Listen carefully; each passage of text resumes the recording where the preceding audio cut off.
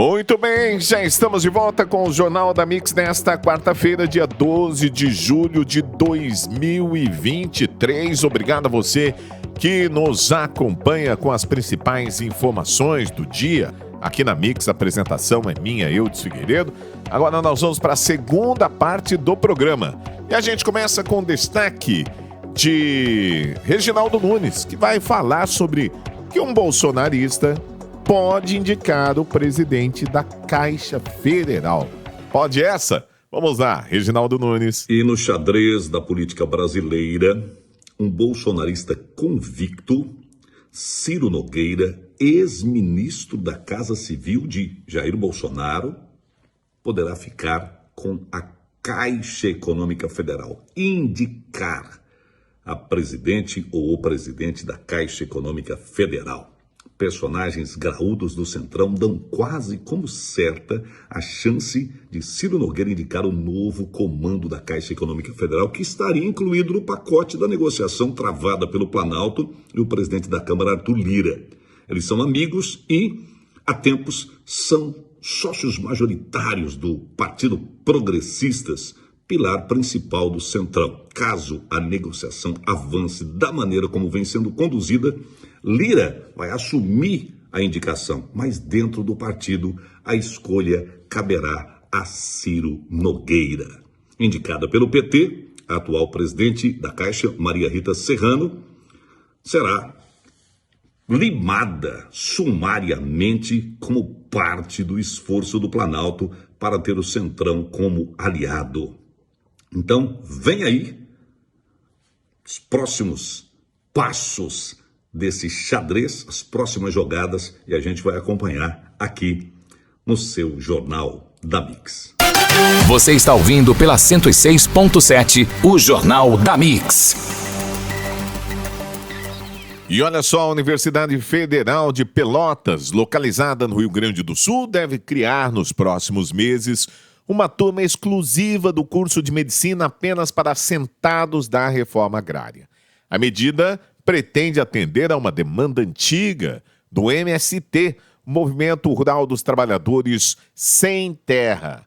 O grupo que ganhou força com a volta do presidente Luiz Inácio Lula da Silva ao poder. A criação da turma especial é parte de uma discussão entre a Unidade Federal e também o Instituto Nacional de Colonização e Reforma Agrária e o MST. A destinação desse tipo de vaga em cursos superiores para assentados em áreas de reforma agrária é possível graças ao Programa Nacional de Educação na Reforma Agrária, um programa federal criado no segundo governo de Lula em 2009. Agora, vai entrar na faculdade sem vestibular? Vamos lá, Adolfo Padilha. É uma calamidade, para não dizer um tapa na nossa cara, né? Eles querem o quê? Formar, Eudes, me diz aí, eles querem formar pessoas que moram em assentamento em médico. Aí eu te faço uma pergunta, você está lá no assentamento, sofrendo, sua terra não vem, só veio na época do ex-governo que legitimou em quase 500 mil lotes, né, no Brasil todo, foi o maior da história, dando dignidade a essas famílias, e agora o PT, até para manter um tipo de escravidão branca, né, que os pseudos defensores da democracia fingem não entender qual que é o jogo do MST juntamente com o PT, em ter essas famílias em barracas, ter essas famílias invadindo terra, sendo usadas na sua própria, às vezes, ignorância de entendimento, né?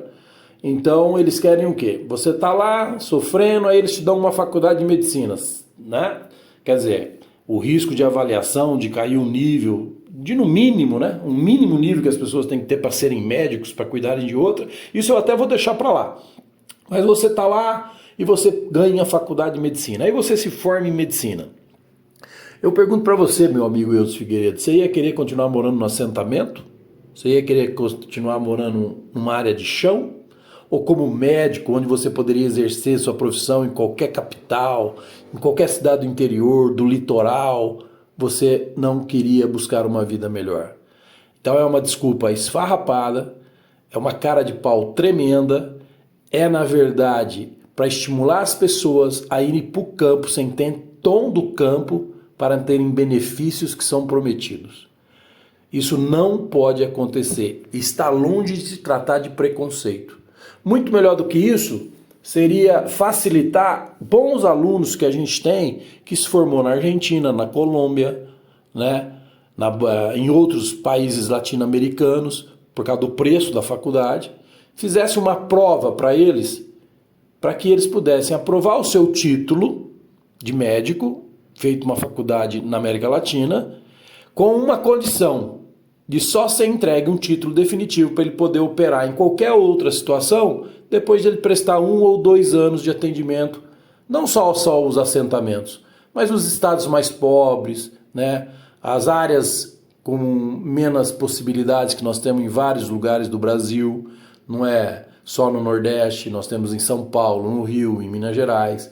Então depois que o cara comprovar que ele ficou lá 1, 2 anos dando atendimento médico a essa população mais carente, aí ele ganharia um título certificado, podendo ir para onde ele quisesse.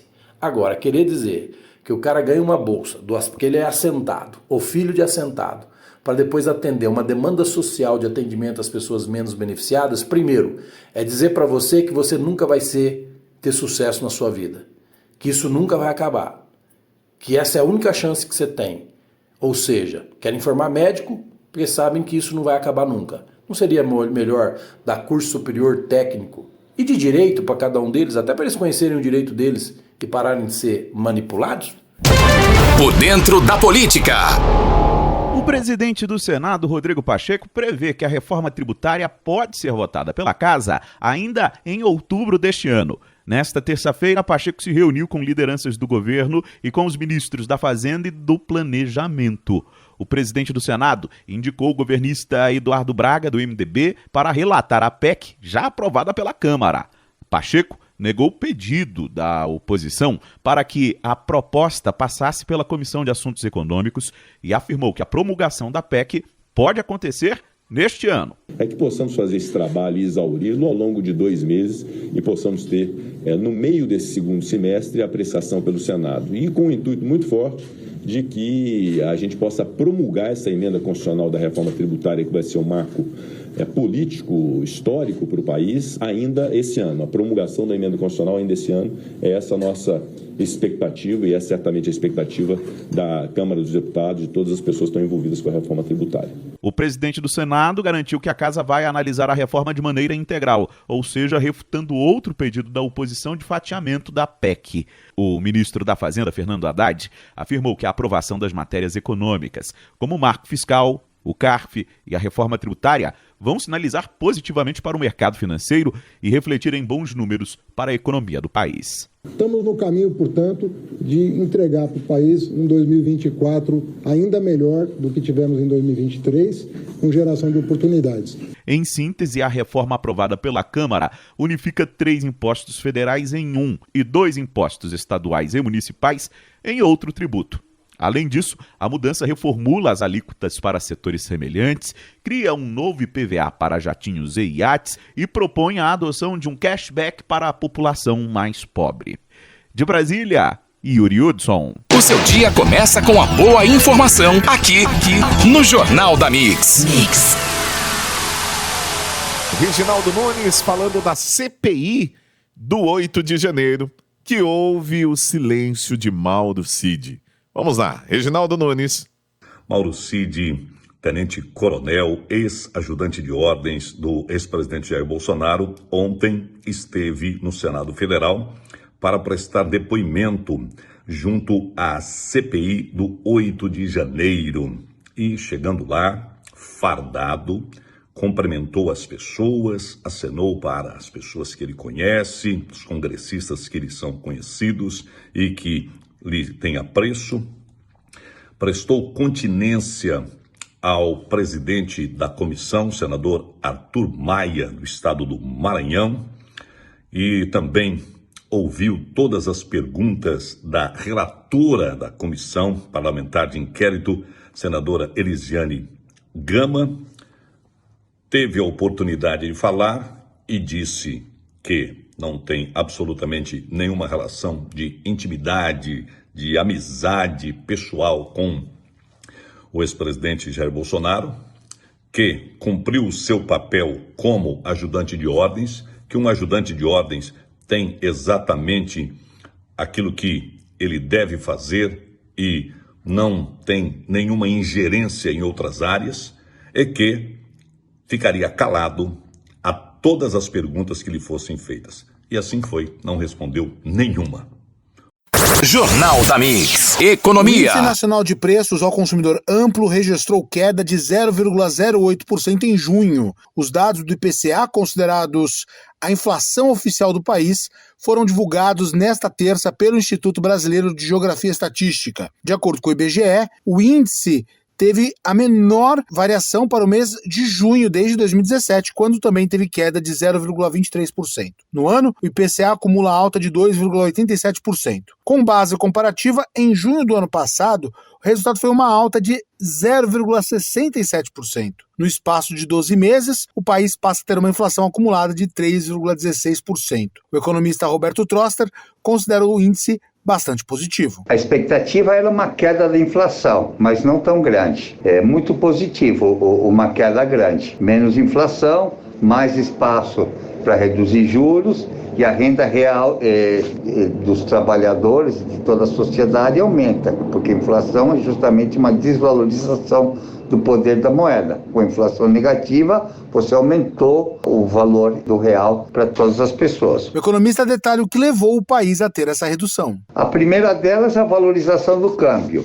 O diferencial de juros entre o Brasil e o resto do mundo é elevado, o fluxo cambial é forte, quer dizer, você tem mais dólares entrando do que saindo, e quando aumenta a oferta de uma mercadoria e a demanda mesmo, o preço cai. Então, a pressão para o dólar para baixo. O segundo motivo é a taxa de juros, a política monetária do Banco Central fazendo efeito. E o terceiro, a atividade econômica. Você tem desemprego alto, então você acaba não tendo a pressão de preços de salário. Para Roberto Troster, o resultado da inflação motivará o Banco Central a reduzir juros já na próxima reunião do Copom. Essa queda da inflação e a queda das projeções de inflação levam a crer que o Banco Central vai começar a cortar juros já na próxima reunião, no começo de agosto. A grande discussão agora é se vai ser uma queda de 0,25 ou vai ser uma queda de 0,50. Como ele está, o que o mercado chama atrás da curva, quer dizer, demorou um pouquinho para começar a reduzir, então é racional esperar uma queda maior, de 0,50. O IBGE mostrou que os itens que contribuíram com redução de preços foram os produtos alimentícios e o setor de transportes. Produção e reportagem, Norberto Notari. Valeu, gente. Grande abraço. Vamos ficando por aqui com o nosso Jornal da Mix. Voltamos amanhã, se Deus quiser, a partir das 7h30 da manhã com mais Jornal da Mix, mais informações para você.